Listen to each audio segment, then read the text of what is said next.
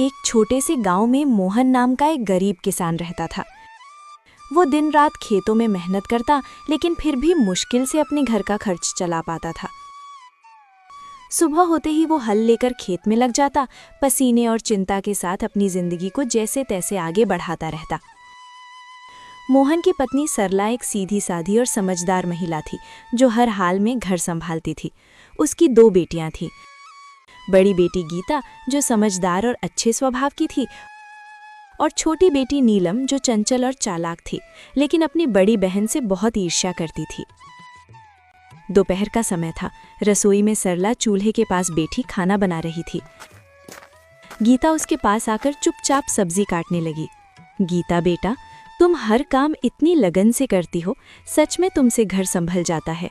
माँ, ये तो मेरा फर्ज है, आप इतनी मेहनत करती है तो मैं कैसे पीछे रह सकती हूँ।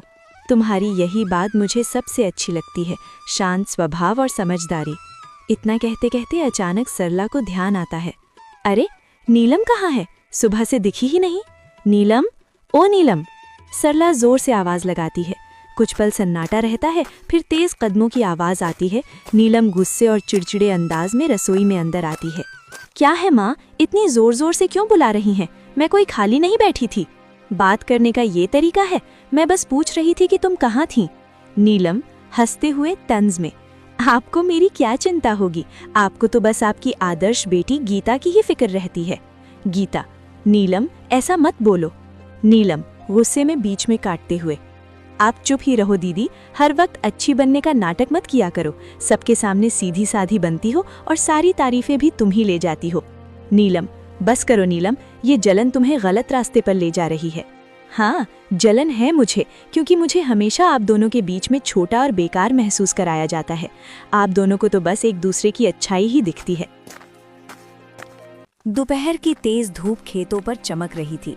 मोहन अपने खेत में हल चला रहा था। उसके कपड़े पसीने से भीग चुके थे, लेकिन वो बिना रुके काम करता जा रहा था। चारों तरफ सन्नाटा था, बस बैलों की धीमी चाल और हल्की मिट्टी चीरने की आवाज सुनाई दे रही थी। थोड़ी देर बाद मोहन रुका, अपने माथे का पसीना पोंछा और आसमान की ओर देखने लगा। हे भगवान, इस बार तो दया कर देना। हर साल की तरह इस बार भी अगर फसल खराब हो गई ना, तो घर चलाना मुश्किल हो जाएगा।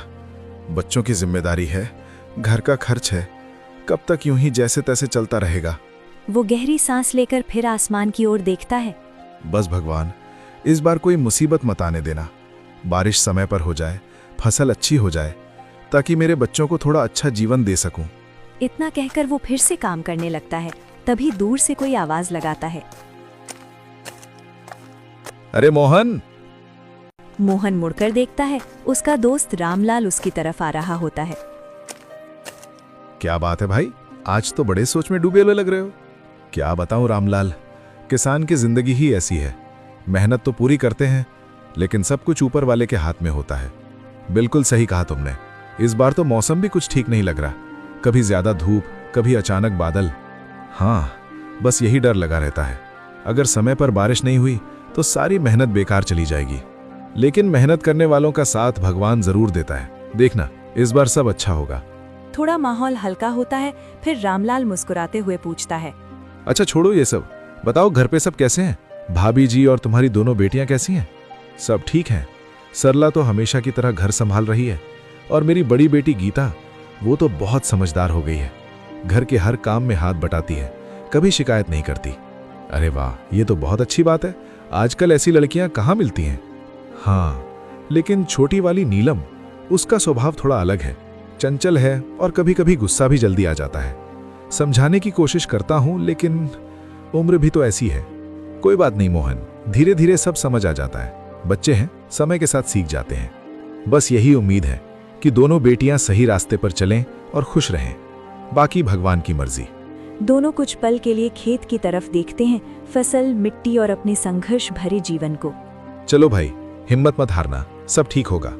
हाँ, उम्मीद तो उसी से है।